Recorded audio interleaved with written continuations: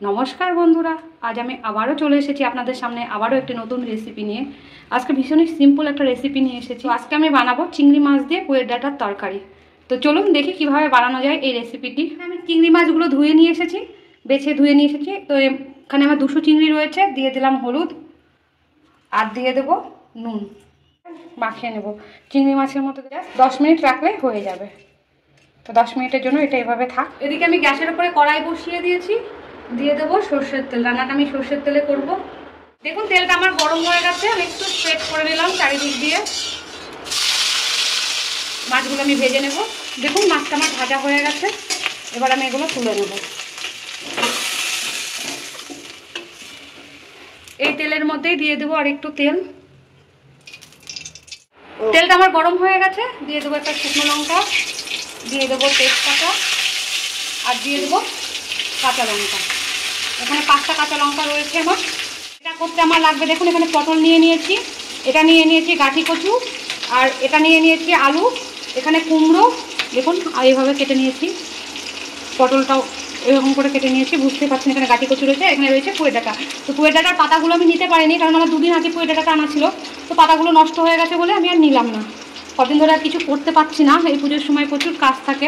দেবো 5 ফোড়ন, দিয়ে দেবো একটু জিরে ফোড়ন, দিয়ে দেবো একটু রাঁধুনি, আর দিয়ে দেবো কালো সর্ষে। এটা ফুটতে লেগে গেছে, আমার মশলাটা ভাজা হয়ে গেছে, দেখুন ফট করে ফুটছে। এবার আমি দিয়ে দেবো আলুগুলো। আমি কিন্তু কোনো কিছু ভেজে তুলবো না, আমি একবারেই করবো। আপনারা চাইলে আলু পটল কিন্তু আলাদা করে ভেজে নিতে পারেন। আমি আলু আর পটলগুলো আগে ভেজে নেব। তো দেখুন এগুলো আমার হালকা কালার ধরে গেছে, হালকা ভাজা হয়ে গেছে। এবার আমি এর মধ্যে দিয়ে দেবো বাকি সবজিগুলো। আপনারা চাইলে কিন্তু বেগুনও দিতে পারেন, আরও সবজি অ্যাড করলে করতে পারেন। আমার ঘরে যা ছিল আমি তাই দিয়েই করে নিয়েছি। তবে পুঁয়ের পাতাটা দিলে একটু ভালো হয়, আমার কাছে নেই। কদিন হয়েছে পুঁয়ের ডাঁটাটা এনেছে, কিন্তু আমি আর করার সময় করে উঠতে পারছি না। এখন পুজোর সিজন, প্রচুর কাজ।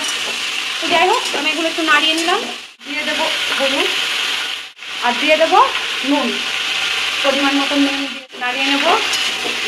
আর আমি এটা ঢাকা দিয়ে দেবো। আমি কিন্তু একটু জল ব্যবহার করব না, এটা জাস্ট একদম ধিমে আছে। এটা করে ঢাকনাটা খুলে নেব,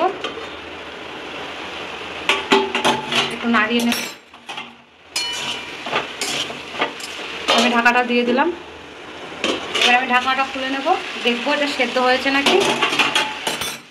আমার মনে হচ্ছে প্রায় সেদ্ধ হয়ে এসেছে। দেখুন আলুগুলো ডিভাইড হয়ে যাচ্ছে, ডাঁটাগুলোও ডিভাইড হয়ে যাচ্ছে, বসে যাচ্ছে। আর একটু কষতে হবে, কিন্তু তার আগে এবার আমি এর মধ্যে দিয়ে দেবো চিংড়ি মাছগুলো। অল্প দুটো রাখলাম এটা ভাজা খাওয়ার জন্য। মিষ্টি নেব, এখানে দিয়ে দেবো 1 চামচ চিনি। একটু মিষ্টি দেবেন, নইলে কী হবে, এটা খেতে অতটা ভালো লাগবে না। পুয়ের ডাঁটাটা বেশ একটু মিষ্টি মিষ্টি লাগবে। এটা নাড়িয়ে নেব। দিয়ে দেবো সামান্য একটু পোস্ত। এখানে দেখুন আমি এখানে পোস্ত আর সর্ষে বেটে নিয়েছি। 2 রকমের সর্ষে আছে, পোস্ত আছে।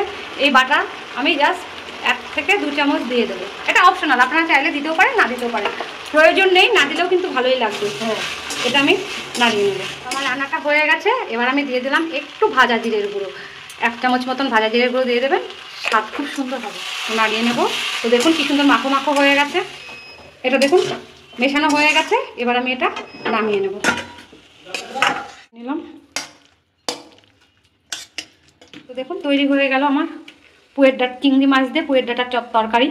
তো ভিডিওটা এতক্ষণ দেখার জন্য অনেক ধন্যবাদ। ভিডিওটাকে অনেক অনেক করে লাইক করুন, শেয়ার করুন, আর এই চ্যানেলটিকে সাবস্ক্রাইব করে রাখুন, যাতে আগামী ভিডিওগুলো আপনারা খুব সহজে আর তাড়াতাড়ি পেয়ে যান। আমি আবারও আপনাদের কাছে রিকোয়েস্ট রাখবো, রেসিপিটা ভালো লাগলে অবশ্যই বাড়িতে একবার ট্রাই করবেন আর সকলে মিলে এনজয় করবেন।